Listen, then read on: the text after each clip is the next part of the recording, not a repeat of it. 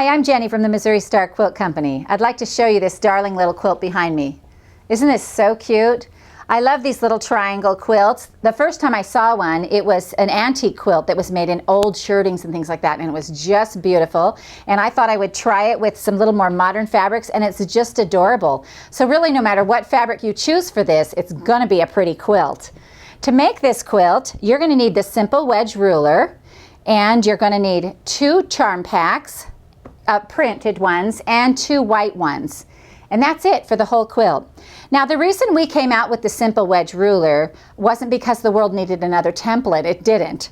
The reason we came out with it is because I don't like waste. So normally when you put a triangle ruler on a pre-cut, you get lots of waste here.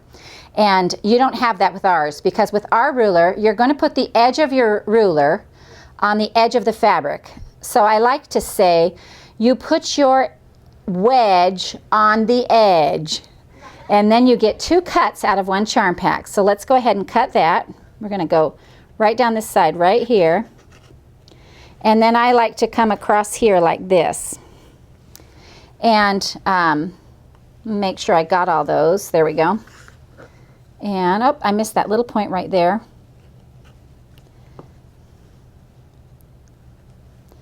And then you still have what's left of your charm pack here, and when you put your wedge over on this other side, and again you just line up and you put your wedge on the your wedge on the edge, then you just trim off it. See, it just leaves this tiny little bit of room in here, and then we just cut the end off over here like this, and you get these perfect little wedges. And oh, I see I cut 2 out of each one. Look at that. Look at that. And so then you need to cut your white ones as well, and you can use a charm pack if you have that. If you don't want to use a charm pack, it's a little more efficient to use a strip of fabric, and mine is 5 inches wide, and you're just going to put your wedge on like this, and you lose your first little piece right here, but then all you're doing is cutting, and you'll scoot this out and you flip it over. And you just, you can just move it back and forth like that, and it makes it an easy way to cut these out, and kind of a little bit better use of fabric. As you can see, we have very little waste on our charm pack, but this just helps a little bit. So either way you want to do it. So in thinking about this quilt, this is a really easy quilt to put together because you're just sewing these together in long rows. So I tried to think about the things that would really help you. When I was sewing them together, I would grab 2 of these, and sometimes my colored piece was on top and sometimes it was on the bottom. What happens when you do that is you get pieces that are going, that won't line up together. You'll have one piece and it's turned the wrong way. And so I started always putting my light piece on the bottom, and then I'd put my colored piece on the top. The other thing that you have to remember is that here's the wide part of this fabric is where your point goes. And on our templates, we don't have the edges cut off to line up. So right on these edges, they just have to hang over 1/4 inch. So you have what I call bunny ears, and it sticks over on this end, and then the other little white part peeks out on the other end, and you sew them together 1/4 inch right up there. So I want to show you how to do that because it's important to get a nice straight line that way. So we're going to come over here and sew these down, and see if we lined them up good. So then when you open them up, see how nice that lines up? Here, let me press this so you can see this better. And I probably should press it the other direction. Keep my darks to the dark.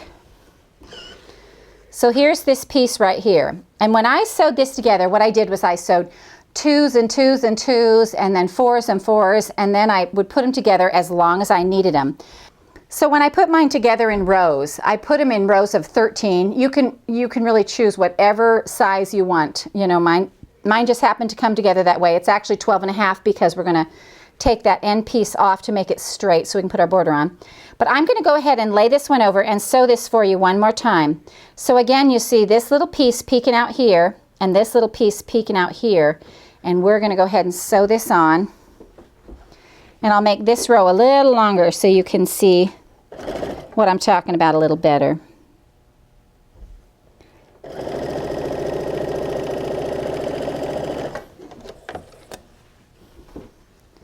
All right, now let's iron that over. The next thing I wanted to mention to you is that right here at the top of the point, you can see that it leaves a little bit of room for your seam. And you don't want to put your seam so low that it cuts off the top of that point. So what I do when I sew them together, here, let me iron this way so you can see this. This is really a good rule of thumb right here. I did a terrible ironing job, but we're not going to look at that. We're looking at this part right here, where the seams cross over. If you will stay, when you sew this together, if you will stay to the outside edge of your seam, so right here where it crosses over, I'm going to get a little pointer here. Right here where it crosses over, you're going to stay on this side of that cross. As long as you stay on that side of the cross, you'll never lose your point. And that's good for almost any kind of quilt that you make that has points that come together, and we do points a lot in quilting. So where this comes together, you just stay on this side of it, on the seam side of it, and you won't have any trouble with your points. So those were about all the hard things that I could come up with this quilt. It's a darling quilt. It looks great in any fabric you choose to put it in, and we hope you enjoyed this tutorial from the Missouri Star Quilt Company.